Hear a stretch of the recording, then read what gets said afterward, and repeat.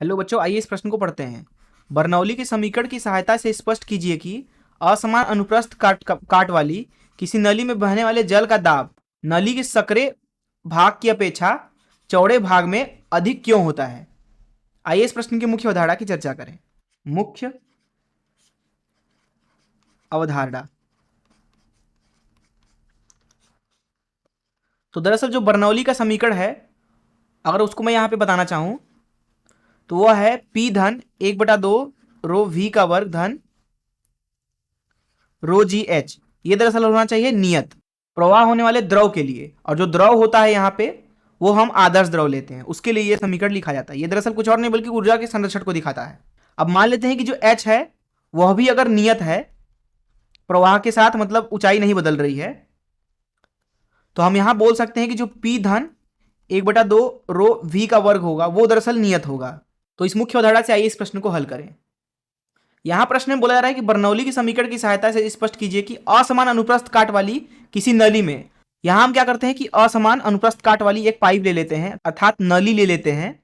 पतले जो यहाँ पे सकरा हिस्सा है वहां का क्षेत्रफल हम मान लेते हैं कि A1 है, और जो यहाँ मोटा वाला हिस्सा है उधर का क्षेत्रफल A2 ले लेते हैं। A1 से मान लीजिए कि V1 गति से अंदर पानी घुस रहा है, अथवा कोई भी द्रव घुस रहा है, तरल अथवा कोई भी एक तरल घुस रहा है, और यहाँ V2 गति से बाहर निकल रहा है। चलिए मान लेते हैं कि जो ये पाइप है वो क्षैतिज है।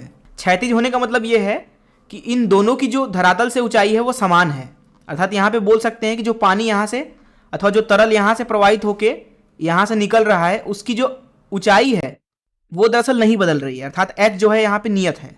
इस अवस्था में अगर जो यहाँ पे द्रव प्रवाहित हो रहा है उसका घनत्व रो है, तो हम यहाँ पे बर्नौली के सिद्धांत से लिख सकते हैं, अगर यहाँ A1 क्षेत्रफल पर दाब P1 है और इधर P2 है, तो हम लिखेंगे कि P1 धन 1/2 रो V1 का वर्ग ये बराबर होना चाहिए P2 धन 1/2 रो V2 के वर्ग के। अब क्योंकि ये द्रव जो है वो हम लोगों ने आदर्श द्रव ले रखा है, तो आदर्श द्रव के अंदर गुण ये होता है कि उसका जो घनत्व होता है वो नियत होता है, वो नहीं बदलता है। जिसका मतलब ये है कि 1 सेकेंड में जितना पानी यहाँ घुसेगा अंदर उतना ही 1 सेकेंड में बाहर निकल जाना चाहिए। अब 1 सेकेंड में जितना पानी घुसेगा उसे हम बोलेंगे V1 गुणे 1 गुणे A1। ये बराबर होना चाहिए 1 सेकेंड में जितना पानी यहाँ से बाहर निकलेगा, जो कि बराबर होगा V2 गुणे 1 गुणे A2 के बराबर। जिसका मतलब यह है कि यहाँ पे हम लिखेंगे A1 V1 बराबर A2 V2।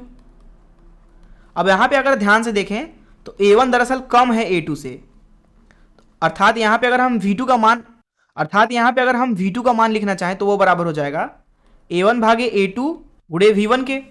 अब A2 जो है वो ज़्यादा है A1 से, जिसका मतलब ये है कि यहाँ पे V2 जो है वो कम हो जाएगा V1 से, अर्थात यहाँ पे जो V1 है वो दरअसल ज़्यादा है और V2 जो है वो दरअसल कम है। अब जैसा कि यहाँ पे बर्नौली समीकरण में देख सकते हैं कि क्योंकि यहाँ पे V1 ज़्यादा है V2 से, इसलिए यहाँ पे जो P1 है वो दरअसल कम है P2 से। तो यहाँ पे लिख सकते हैं कि जो P1 होगा वो कम होगा P2 से।